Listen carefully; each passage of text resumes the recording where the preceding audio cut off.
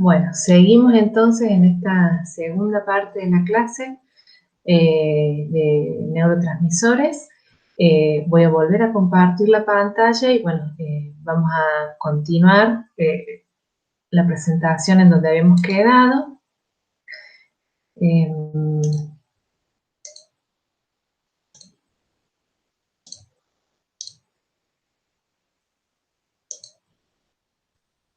Otro tipo de neurotransmisores que habíamos visto en la clasificación general son estas que se denominan aminas biógenas, que son 5, de las cuales podemos encontrar que 3 de ellas se denominan catecolaminas, porque derivan de un precursor común, que es el aminoácido tirosina. Y a su vez también dentro de este grupo de aminas biógenas tenemos la histamina y la serotonina. Estas moléculas, estos neurotransmisores regulan un número importante de funciones a nivel del sistema nervioso central y a nivel del sistema nervioso periférico. Y vamos a tratar de ir viendo un poquito las características de cada una de estas moléculas. En el caso de las aminas biógenas, en el caso de las aminas biógenas que se denominan catecolamina, ¿sí? Dijimos que tienen una característica común, que derivan todas de una misma molécula, que es la molécula de tirosina. Y esta molécula tiene la característica también que a su vez tiene un anillo, que es el catecol, ¿sí? Que es un anillo de benceno, que se denomina, no importa, digamos, cuáles son las características comunes o típicas de esta sustancia química, en términos de su composición química, pero sí que a partir de esta molécula, que es la tirosina, ¿sí? A través de distintas reacciones químicas mediadas por enzimas, se puede dar origen, digamos, a dopamina, que a su vez, a través de una serie de reacciones químicas y la participación de determinadas enzimas, puede dar origen a noradrenalina o norepinefrina, ¿sí? Y a su vez también a partir de norepinefrina o noradrenalina, ¿sí? Por la acción de determinadas enzimas, puede darse origen a epinefrina o adrenalina. Es decir, que a partir de una misma molécula precursora que se llama, ¿sí? Pueden originarse, digamos, estos 3 tipos de neurotransmisores. En el caso particular, bueno, de la dopamina, ¿sí? Es un neurotransmisor que es excitatorio, ¿sí? Que particularmente, bueno, tiene su sitio de síntesis, ¿sí? En distintas vías, ¿sí? En la vía nigroestriada, que se denomina, en la que de alguna manera, a partir de las células que se denominan dopaminérgicas de la sustancia nigra, proyectan hacia todo lo que es el cuerpo estriado, ¿sí? Y tiene una gran participación en la regulación de respuestas motoras. Después también está lo que se denomina la vía mesolímbico-mesocortical, que a partir también de áreas mesencefálicas, ¿sí? Es decir, que se encuentran en el mesencéfalo, que ya vamos a ver más adelante en desarrollo del sistema nervioso, digamos, a qué área nos referimos. Un área particular que se denomina área tegmental ventral, proyecta sus fibras, ¿sí? a distintos puntos de la digamos, corteza cerebral, del septum, el bulbo olfatorio, el núcleo accumbens, ¿sí? Y es una vía dopaminérgica que ha sido muy estudiada y que está altamente implicada en aspectos de reforzamiento, ¿sí? Es decir, en la regulación de las respuestas que generan, digamos, la sensación o la expresión de sensaciones de placer. Entonces, por eso esta vía dopaminérgica, mesocorticolímbica, de alguna forma está incluso abordada en respuestas particulares a sustancias de abuso, ¿sí? Porque de alguna manera la constitución química de las sustancias que tienen funciones adictivas impactan de una u otra manera por diferentes mecanismos, pero impactan sobre lo que es este sistema de recompensa, ¿sí? Que a su vez también es el sistema de recompensa que de alguna manera está participando en la regulación de las respuestas que nos ocasionan, digamos, sensaciones de placer, como puede ser la ingesta de alimentos, la conducta sexual, y otra serie de respuestas típicas naturales, ¿sí? Que de alguna forma estarían impactando sobre este sistema de neurotransmisión dopaminérgico, que obviamente sustancias exógenas, ¿sí? Que de alguna manera desestabilizan el normal funcionamiento, digamos, o la función o los aspectos fisiológicos de este sistema de neurotransmisión, serían las que se pueden asociar con las conductas, digamos, de consumo problemático y de adicción. En el caso de cuáles son los receptores de tipo dopaminérgicos, hay distintas familias, ¿sí? Pero en su gran mayoría son receptores de tipo metabotrópicos, es decir, que están acoplados a proteína G, ¿sí? Y tenemos los receptores de la familia de 1 y los receptores de la familia de 2. Pero lo que sí es importante tener en cuenta es que de alguna forma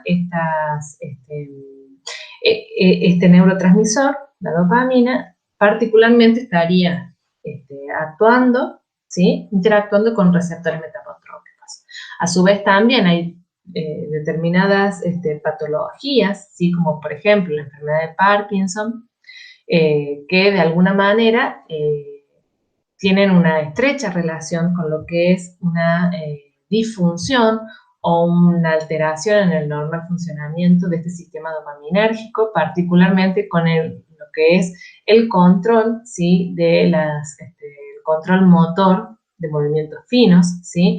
O por ejemplo también algunos trastornos como el trastorno de hiperactividad con déficit de atención, o bien, digamos, las consecuencias que puede traer, digamos, el consumo exacerbado de determinadas sustancias, como alcohol y otras sustancias, digamos, de abuso como estimulantes, estarían relacionados con la alteración, ¿sí? O por qué interaccionan con este sistema de neurotransmisión. En el caso de la adrenalina, ¿sí? Perdón, de la noradrenalina o de la norepinefrina, es un neurotransmisor que se libera, ¿sí? Desde lo que es una región también que se denomina locus cerúleo, ¿sí? Que es un núcleo ubicado en el tronco encefálico, ¿sí? Y que tiene una amplísima distribución a lo largo de lo que es la neocorteza, ¿sí? También proyecta al tálamo, al cerebelo, e incluso envía proyecciones a lo que es la médula espinal. Este neurotransmisor, este sistema de neurotransmisión, participa, por ejemplo, en lo que es la regulación del sueño-vigilia, en lo que es la regulación de la atención y de conductas alimentarias, ¿sí? Y se origina, digamos, se sintetiza a partir de la acción de una enzima que se llama dopamina hidroxilasa, ¿sí? Y su precursor, digamos, o deriva de la dopamina. La acción de este neurotransmisor estaría mediada a través de receptores metabotrópicos, o bien acoplados a proteína G. Vamos a ver que las aminas biógenas, una característica que tienen, es que tienen acciones neuromodulatorias muchas veces. Es decir, que toda la acción con receptores de tipo metabotrópicos, de alguna manera, regulan, ¿sí? El funcionamiento, como tipos de respuestas más bien más lentas, ¿sí? Y a lo mejor también más complejas en cuanto a que desencadenan diferentes cascadas de señales químicas que a su vez también pueden, digamos, desencadenar, digamos, la acción de canales iónicos de la membrana, ¿sí? Tienen una acción y una regulación neuromodulatoria que se denomina. Y adrenalina, ¿sí? Que sería la tercera, el tercer neurotransmisor de estos que son dentro de las catecolaminas, es un neurotransmisor que se halla en niveles mucho más bajos en relación a las otras catecolaminas, ¿sí? Y las neuronas que contienen adrenalina particularmente se encuentran en el área tegmental lateral, ¿sí? Y regiones del bulbo raquídeo, y que proyectan particularmente hacia, ¿sí? Hacia áreas del tálamo y del hipotálamo. La enzima que sintetiza la adrenalina, bueno, de alguna manera estaría, digamos, presente en estas neuronas que se denominan adrenérgicas, y su interacción es principalmente también con neuronas, con receptores de tipo metabotrópicos o acoplados a proteínas G. Estas sustancias, ¿sí? Adrenalina y noradrenalina, también tienen un gran sitio, digamos, una importante acción a nivel de lo que es la regulación del sistema nervioso simpático y parasimpático, ¿sí? Y tiene también acciones no solamente a nivel central, como neurotransmisores, sino también a nivel de otros sistemas de órganos, ¿sí? Y acción también de tipo hormonal. La histamina, que es otro tipo de aminas biógenas, ¿sí? Es un neurotransmisor que está íntimamente relacionado en funciones de, por ejemplo, ya vamos a ver cuando veamos ritmos biológicos y el ritmo de sueño y vigilia, en lo que es la regulación del despertar, digamos, de la atención, y a su vez también es un neurotransmisor que regula distintas funciones en cuanto a lo que son las respuestas de tipo alérgicas, ¿sí? Es sintetizada a partir de la histidina, ¿m? Y en una región que se denomina el núcleo túmero mamilar del hipotálamo, ¿m? Y tiene, digamos, una gran proyección, digamos, es decir, que estas neuronas proyectan e impactan en un gran número de regiones, ¿sí? Como puede verse, a nivel del sistema nervioso central y también hacia la médula espinal. El tipo de receptor con el que interactúa son receptores de tipo metabotrópicos.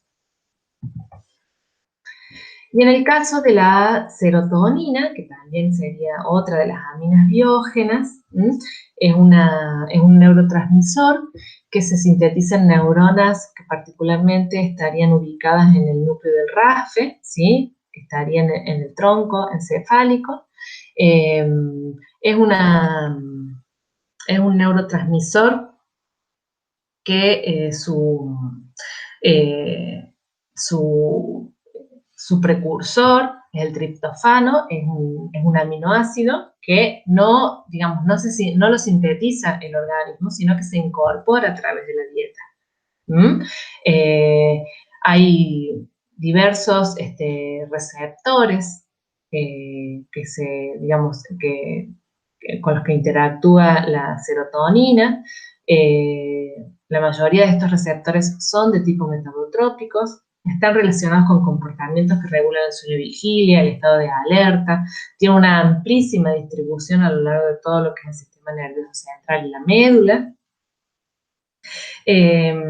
Y por ejemplo, hay un gran abordaje de los mecanismos y la función, digamos, del sistema de neurotransmisión serotoninérgico, porque, bueno, de alguna manera es abordado por la industria, digamos, farmacológica y a su vez por todo lo que es la neurofarmacología, desde una perspectiva psiquiátrica clásica, porque se ha relacionado íntimamente, digamos, alteraciones en lo que es el funcionamiento de este sistema de neurotransmisión con algunas patologías psiquiátricas como la depresión, por ejemplo.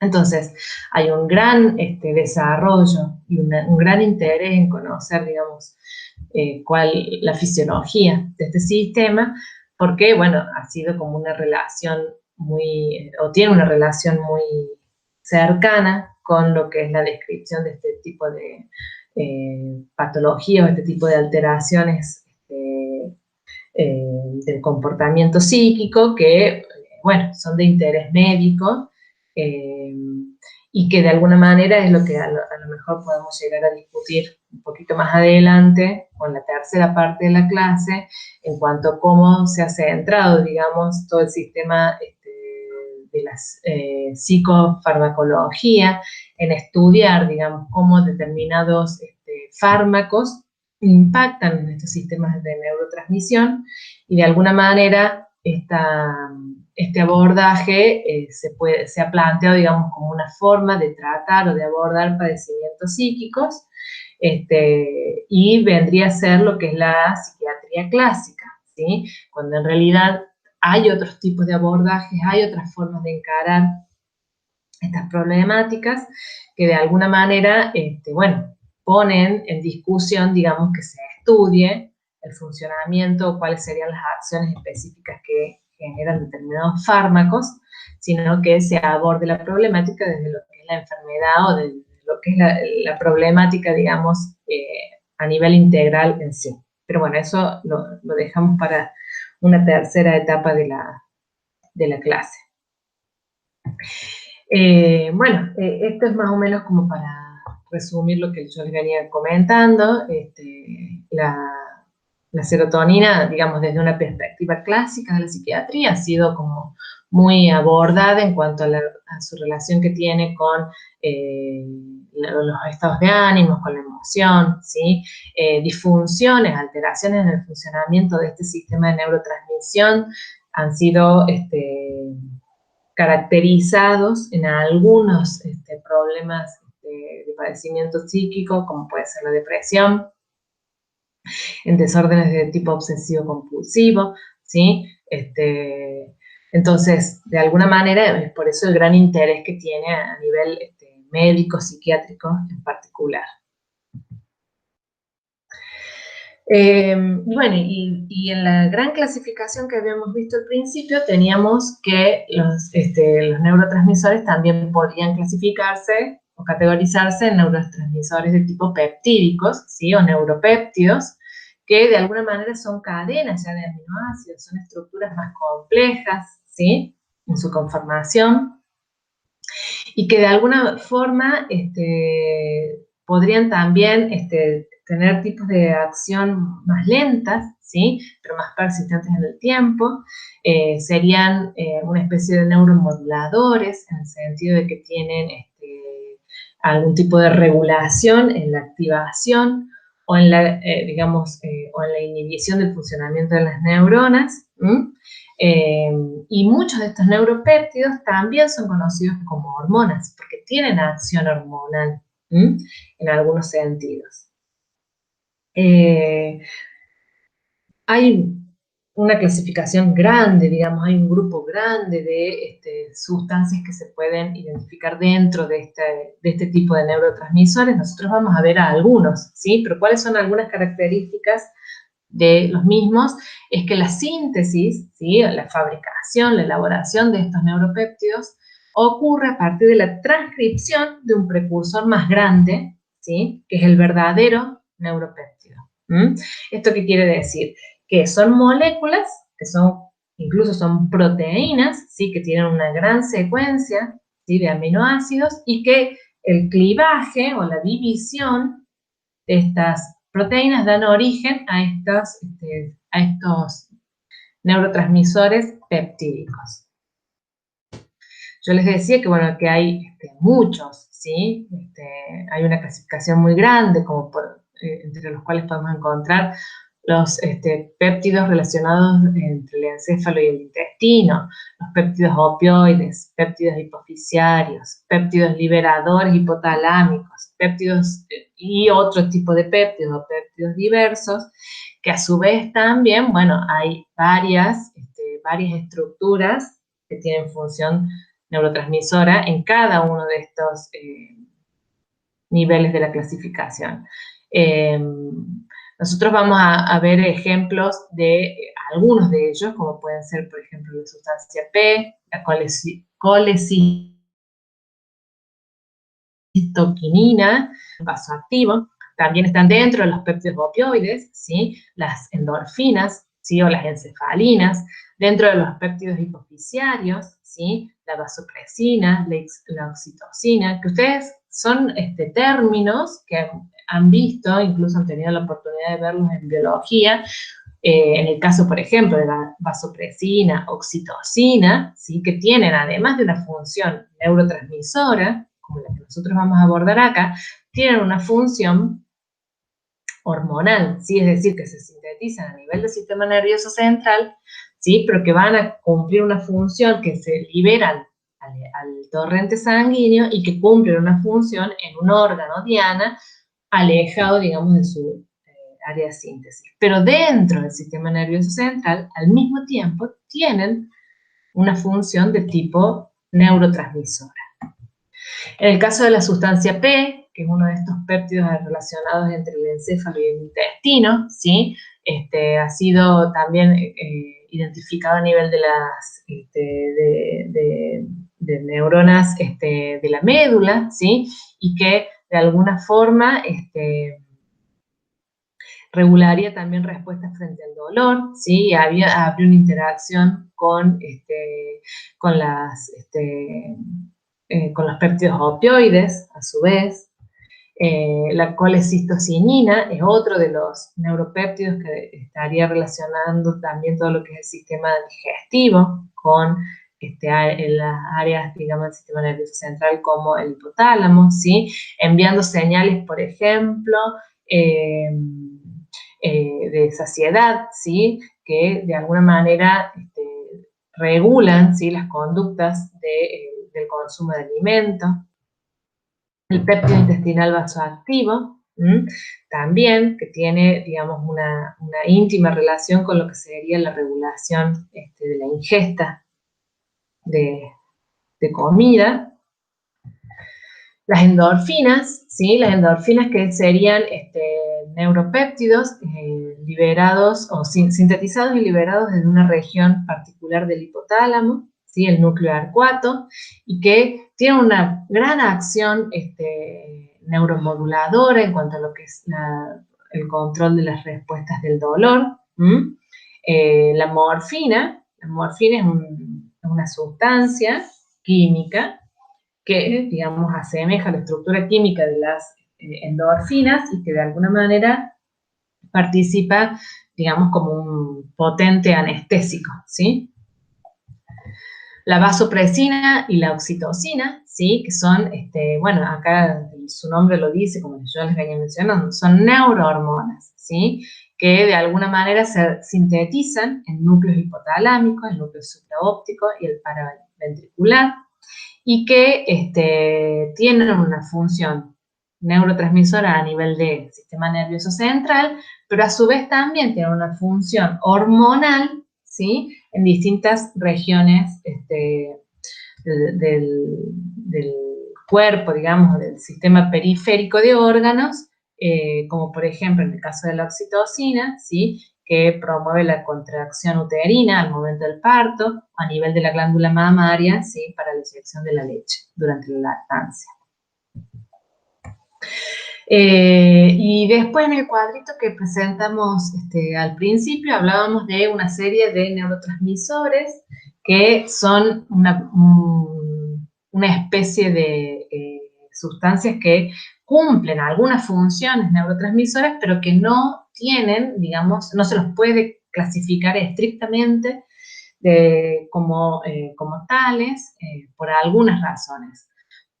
Son los neurotransmisores no convencionales. En este caso, por ejemplo, los endocannabinoides. Estas sustancias, por ejemplo, están reguladas por calcio, ¿sí? Pero no son almacenadas, por ejemplo, en vesículas sinápticas, ¿sí? Sino que son liberadas a las terminaciones sinápticas por un sistema de señalización incluso que es retrógrado, es decir, que se liberan, ¿sí? Por parte de la neurona postsináptica hacia la neurona presináptica para regular, ¿sí? La respuesta frente a un sistema de neurotransmisión. En el caso de, por ejemplo, en el hipocampo y en el cerebelo, sirve como señales retrógradas, ¿sí? Que regulan la liberación del GABA, ¿sí? Es decir, que si se libera GABA y el GABA estaría inhibiendo, ¿sí? De alguna manera la señal de estos endocannabinoides, desde la neurona postsináptica a la neurona presináptica, lo que estaría señalizando es una, digamos, finalización de la inhibición. Dentro de los cannabinoides nosotros tenemos, bueno, los endocannabinoides, que se denominan así porque son sustancias endógenas, ¿sí? Son sustancias que el organismo sintetiza para generar estas respuestas, pero a su vez también tenemos sustancias, ¿sí? Como los fitocannabinoides, que son derivados de distintas plantas, ¿sí? Como el THC, que es el principio activo derivado de la marihuana, o bien los cannabinoides sintéticos, ¿sí? Que son generados en el desarrollo farmacológico, que actúan a nivel de los receptores endocannabinoides, que particularmente son los receptores tipo CB1, CB2, y este sistema de endocannabinoides estaría involucrado en regular una variedad de procesos, ¿sí? Que regulan, por ejemplo, el apetito, ¿sí? Digamos, las respuestas al consumo de alimentos,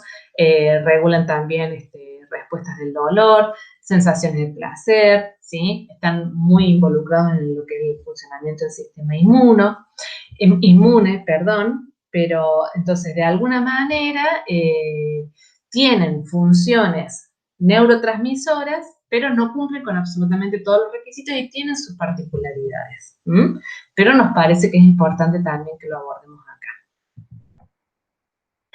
Si les parece, hasta acá podemos completar una segunda parte de la clase y hacer como digamos, un cierre en cuanto a lo que es la clasificación particularmente dicha de los sistemas de neurotransmisión, y en una tercera parte hacemos un abordaje de